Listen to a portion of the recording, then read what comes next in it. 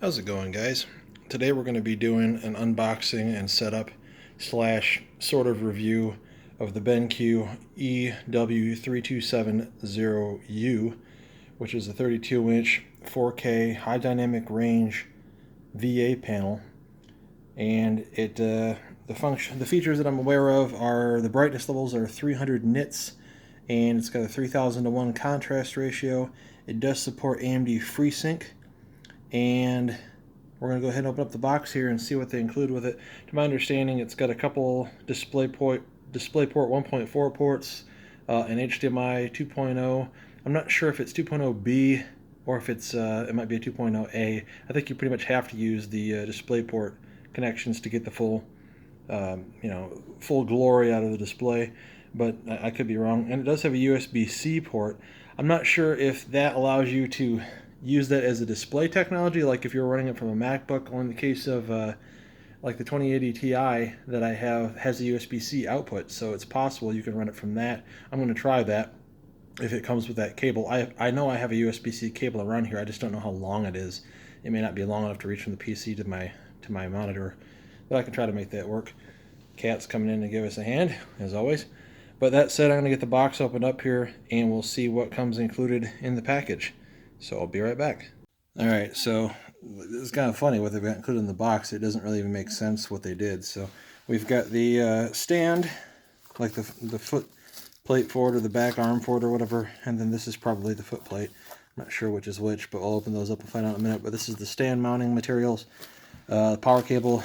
Now here's where it gets funny. Like this thing, you really aren't going to be able to run it without a full DisplayPort cable or a full HDMI cable. They didn't give me either one of those things, and I'd read that on the reviews too. I thought that maybe somebody just got something, they didn't get everything in the box they're supposed to, but all they include is a mini DP to full DP cable, which I doubt will run the monitor at the full specs. Usually I don't think DP mini DP runs at 1.4 yet, or even 1.2. It's usually like you can do like 4K 30 hertz maybe over those. I'll find out otherwise, but I already have cable, so it's fine, but this is corny. And then they did include a USB-C cable, but it's really short. Looks to be about 3 feet long, so that's not going to reach from my desk to my computer, because my computer is, sitting over here, and then here is where the monitor is going to be sitting, so it really isn't going to work. I need something more like maybe 5 or 6 feet in length. And I do have a longer cable that came with a webcam I have, so maybe that'll reach. But you get driver CDs and a manual on how to set it up, which is pretty standard. Don't pull this tiny bag over your head. And then we've got the monitor here. And of course, Toothless is investigating because he's very curious. So next up, I guess I'll get it out here and we'll have a look at the ports and make sure I was correct about what connectivity this thing offers. So give me 1 second and we'll get this out of the bag and have a look at this stand and so forth. But one moment. Alright, so I was off on the ports that they had. I thought it had 2 DPs and 1 HDMI. I got it backwards. It's got a pair of HDMIs, 1 display port. It doesn't even have a mini display port, so I'm not even sure what the point of that is. Unless your video card had a mini DP port on it, you wouldn't even be able to use that cable that this thing came with, so that's pretty funny. And then it has the USB-C. The cable length is about 3 feet. The other cable I had I thought was longer, but they're both 3 feet, so apparently I'm probably not going to be able to test with USB-C unless I guess I could just set the monitor right on top of my desktop. It probably wouldn't be too heavy, it wouldn't hurt or anything, and then we could try that out and see how it functions. Cat's still here to help. And the regular power adapter connection, at least it doesn't use a power brick or anything, it just uses a standard plug, so that's kind of cool. And then you have your little audio headphone jack, so if you wanted to plug up like a little pair of speakers that used that style of jack, or if you wanted to use actual headphones, you could connect them to that and do audio over your HDMI or display port and then get your audio through that. So even though the monitor probably has piss poor speakers, looks like they're okay sized, if that's what those are. If those are the speakers. Monitor speakers are usually pretty bad, but like I say, you wouldn't be up but shit creek as long as you had a decent pair of headphones. It's a pretty good sized panel. This is the mounting hardware as it looks once it comes outside of the box, and it looks like you slide that onto here. That makes the whole foot plate, and then of course you're going to mount this onto the back of the panel, which as you can see is going to connect right here. And you can also see that it does have Visa or Vesa, however you pronounce that, mounting holes. So if you wanted to use like a wall mount, or if you had another multi-monitor arm to use to connect multiple monitors up, you'd be able to, or even if it only held one, but if you wanted to use an alternate mount, you'd be able to do it by connecting it back here. I have a big one in the closet, but it clamps onto a desk, and I don't want to damage my nice new office desk here, so I'd rather not use it on that. So we'll see how everything looks once we get it set up, and we'll give it a shot here in a second. I'll be right back. All right, we got her fired up here. I don't see any dead pixels. It seems to be doing what it's supposed to be doing, so that's cool. I come into the NVIDIA control panel, and I was able to set it to use full RGB, full dynamic range output, and 10-bit color depth.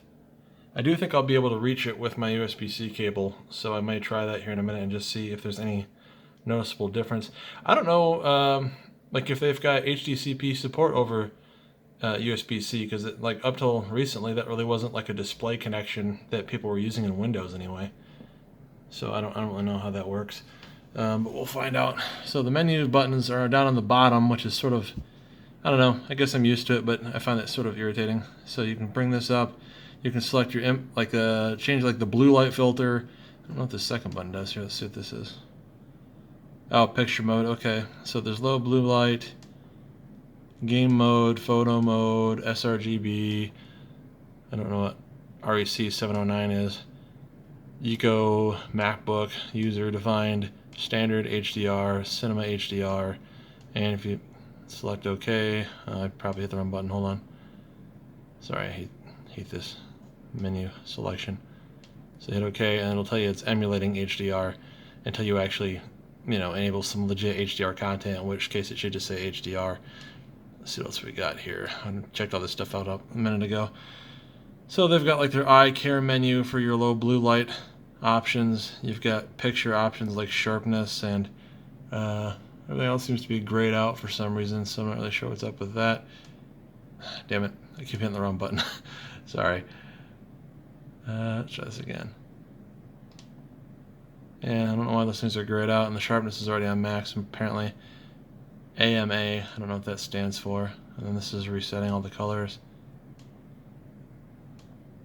Okay, we've got our advanced picture modes here. Super resolution, which I think upscales content to make it look sharper on this display. Picture mode, which we looked at a minute ago. Smart focus, which apparently allows you to select an area of the display and then just have that area highlighted, which is, wow, it doesn't stay up very long, apparently, does it? This kind of sucks. Damn it. Sorry. Okay, and what else do we got? Oh, wrong button again. Display mode.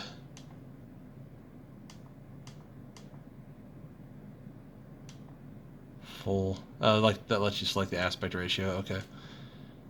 And audio settings if you're going to use the speakers on it or you want to mute it.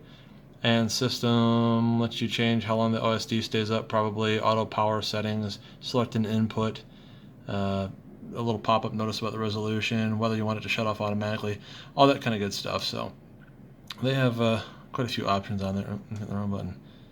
All right, let's close out of that. Okay, so it definitely seems like it works pretty good. I guess next up will be loading up some different games or trying some actual HDR content and see how it handles it. We've got this on the 2080 Ti, so I should be able to keep pretty good frame rates. It does seem to be kind of like there's a bit of a glowing effect, and it looks like my phone is picking up like reflections off the keyboard, so you can kind of see like glowing red lights. It doesn't look like that in real life. It's like the phone is picking up stuff that the human eye doesn't, so forgive that. The viewing angles on it seem good to me. I mean, VA panels are supposed to have good, that's what the vertical alignment is supposed to be, giving you superior viewing angles. And the color looks pretty good. It really pops. From what I understand, this is supposedly using some kind of a coating on it. I need to find out more information, and I'll try to include that here in a second. I'll look it up. But it supposedly has sort of the same effect as like a Samsung quantum dot monitor in that it improves the color reproduction. And this is supposed to have like 147.5% sRGB rating because of that coating. Kind of like LG's nano IPS coating. So that's pretty interesting. So this thing's got a lot of features on it. But give me a minute here and we'll try some HDR content. And I've got my old Xbox One S up here, and I can load up a movie on that, and we can see how a 4K Blu-ray looks on this. So that'll give us some options for testing it. So I will be right back. Alright, so I've got Far Cry 5 loaded up, and I went ahead and enabled HDR, but I'll go ahead and do like an on and off here so you can see that what little message pops up. And they've got their HDR, SC RGB, HDR10, and then off. And so I'll apply turning it off real quick, and then I'll turn it back on. And there's like a little message that pops up that tells you that HDR is working. It'll probably go back to HDR emulated here because that's what we had. Yep, see it says HDR emulated down there. And then I will turn it back on.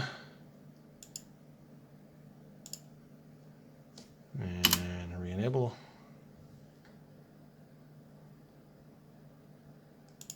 And that says HDR is on, so that's what we want. I got everything else completely maxed out, 4K. All settings on ultra. See what it does. Pretty nice display. I'm not disappointed so far. I was using a 27-inch 4K IPS panel with HDR from LG, which was pretty good. But I just felt like 27 inches was a little too small for 4K. Now the IPS, people will argue, has a better color, and I guess that's probably correct. I should probably do a side-by-side comparison at some point and just see what I think, because that's going to be a bit higher pixel density, and so it'll be a little bit sharper perhaps. But like I said, I just feel like it's a little bit too crunched in on the pixels. That's averaging a pretty good frame rate.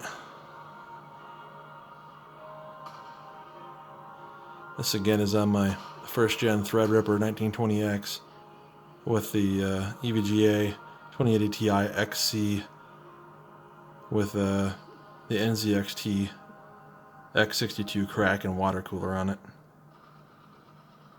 Did a pretty nice job.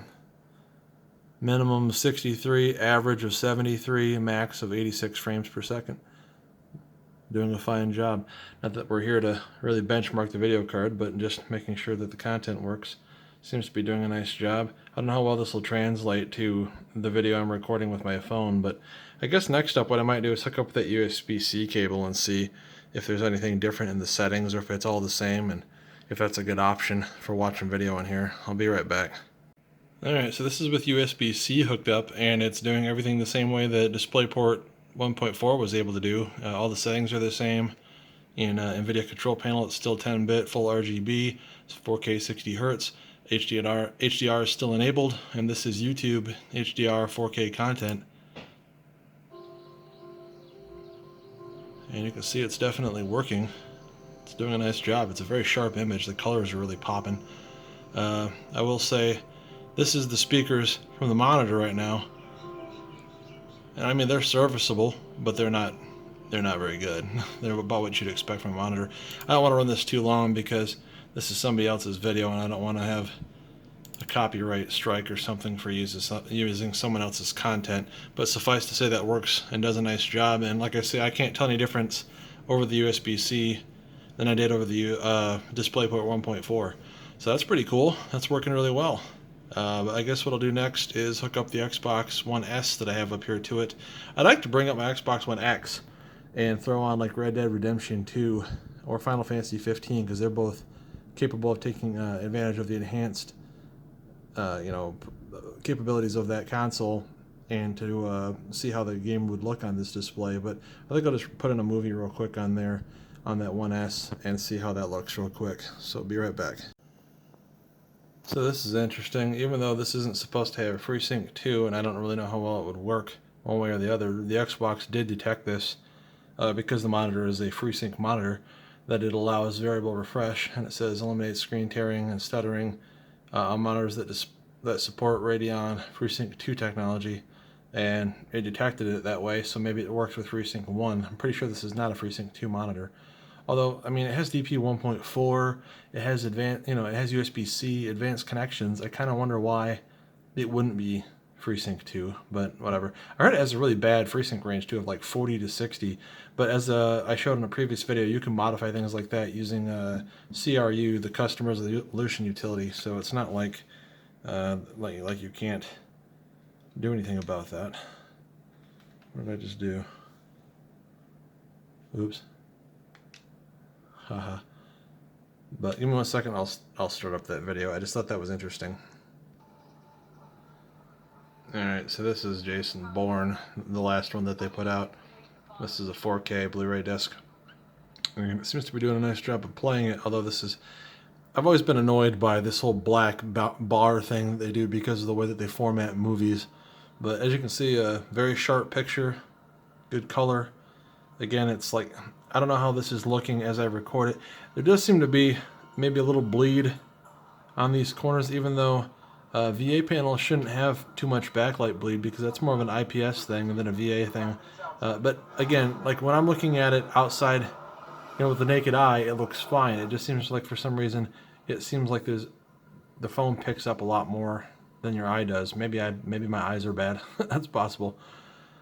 But that said, if anybody has any questions in the comment section, I appreciate you guys watching the video with me for a couple seconds.